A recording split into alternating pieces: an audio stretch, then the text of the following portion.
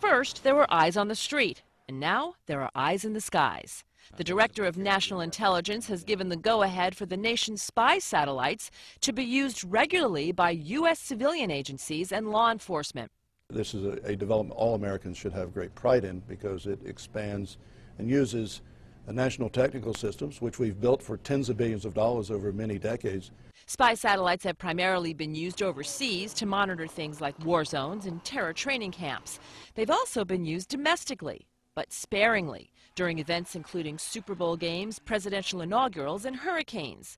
Homeland Security officials say the satellites will now be used to protect borders and critical infrastructure, which includes ports, and looking at potential vulnerabilities and threats, as well as consequences of attacks. Next in line, law enforcement agencies, which are expected to start using them next year.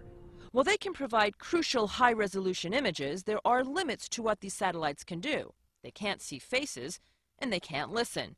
At least, that's what the government claims.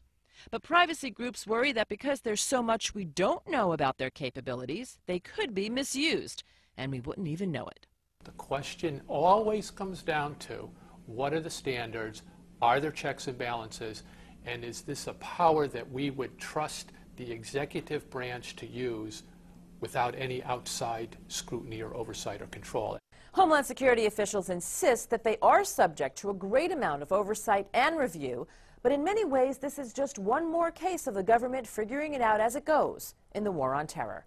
Kelly Arena, CNN, Washington. Now, files declassified in America have revealed covert public relations and lobbying activities of Israel in the U.S.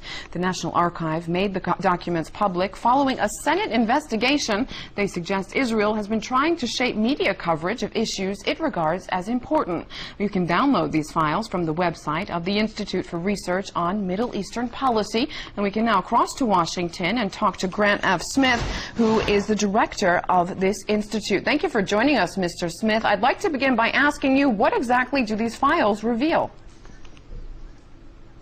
These files are from a sealed Senate investigation, which was the result of the Senate Foreign Relations Committee and the U.S. Department of Justice looking into groups that brought $36 million into the U.S. to plant stories in the U.S. media and promote Israeli foreign policy objectives in the United States.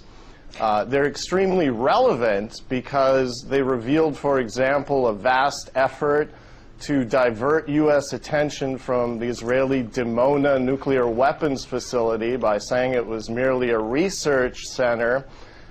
They carefully tracked how that story was playing in the U.S. media.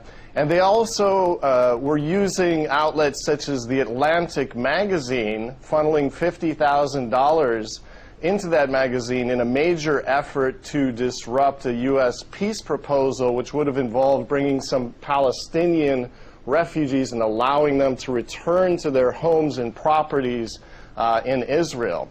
The interesting thing about these... Go ahead. I was just going to say, what about the media, their side? How susceptible are they to Israeli lobbying? Well, this reveals essentially that major U.S. publications that were on the receiving end of the $36 million really fell into line for a whole host of initiatives. Now, the Senate investigation was a failure, and they essentially heavily censored the Senate transcript and then put all of these extremely damning files into sealed records for years and years so that nobody could really see what was going on. And unfortunately, the groups that were involved in this, they were ultimately forced to register as foreign agents and disclose their activities. They simply transferred all of these activities into a group called the American Israel Public Affairs Committee. So it's extremely enlightening for Americans to see how media influence functions by looking at internal documents from this investigation.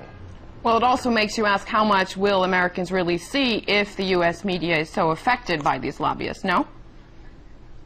Well, yeah, that's exactly the case, because once again, you know, we're replaying history. Now, instead of trying to divert attention away from nuclear weapons in the Middle East a magazine, again, The Atlantic, is on the forefront of an AIPAC drive to get the United States to attack Iran's nuclear facilities, again, now under the pretext that they're nuclear weapons sites. So for the United States, it's extremely important for people to see this media influence and the mechanics of it, because over the passage of time, this has only gotten worse.